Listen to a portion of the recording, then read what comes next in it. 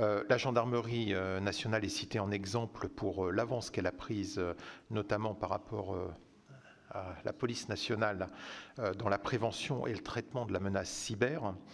Vous avez évoqué vos moyens techniques et humains, mais nous, ce qui nous intéresse, vous avez parlé de la discussion avec le ComCyber et puis l'ANSSI, vous n'avez pas cité les collectivités locales.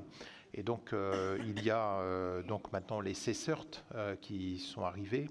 Et j'aimerais savoir qu'est-ce que vous pensez de cette organisation, des CSERT, mais aussi du développement de la coordination entre les acteurs. Est-ce qu'il n'y a pas un peu un grand nombre d'acteurs, trop grand nombre d'acteurs qui pourraient créer un risque de confusion et de dispersion de moyens? La question se pose sur les coordinateurs avec les ministères concernés, service du Premier ministre, le ministère de l'Intérieur, le numérique, il y a d'autres ministères. À l'image de la sécurité routière, qui avait été mise comme cause nationale en 2002 par le président de la République, Jacques Chirac, est-ce que vous ne pensez pas que l'état de la menace cyber ne justifierait pas de clarifier notre dispositif autour d'un coordinateur unique, d'une nouvelle stratégie en cybersécurité? Je vous remercie. Bon, je n'ai pas parlé des collectivités locales, mais en fait, sur le sujet cyber, en réalité, comme vous, tout le monde en fait. Je partage complètement votre analyse. Mais je pense qu'il est heureux que tout le monde en fasse.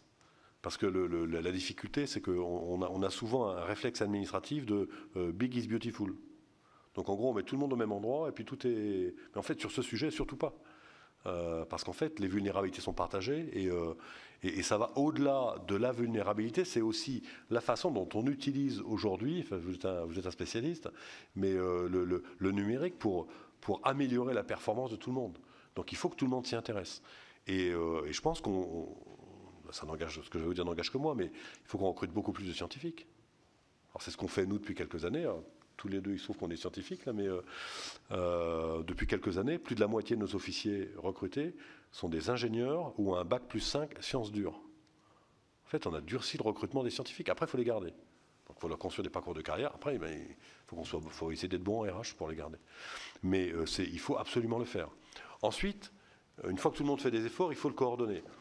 Alors je verrai prochainement le patron de l'ANSSI, mais avec l'ancien patron de l'ANSSI, je lui avais dit, moi je mets à disposition mes cyber-enquêteurs pour travailler avec les collectivités et travailler aussi avec ce qu'elles font, et vous avez raison, mais sous l'autorité de l'ANSSI.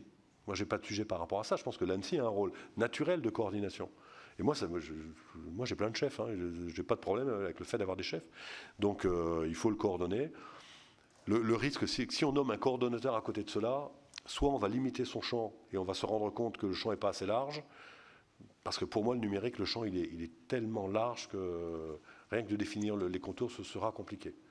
Mais en tout cas, donc je ne sais pas si c'est la bonne réponse, mais en tout cas, il faut coordonner. Je pense que l'ANSSI, c'est beaucoup dans son périmètre, et puis c'est absolument indispensable.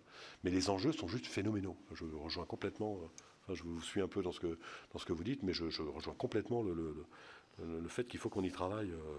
Après, je ne sais pas quelle sera la bonne mesure. Sur le 17 cyber, il y a une réunion d'ailleurs au cabinet des ministres il y a peu.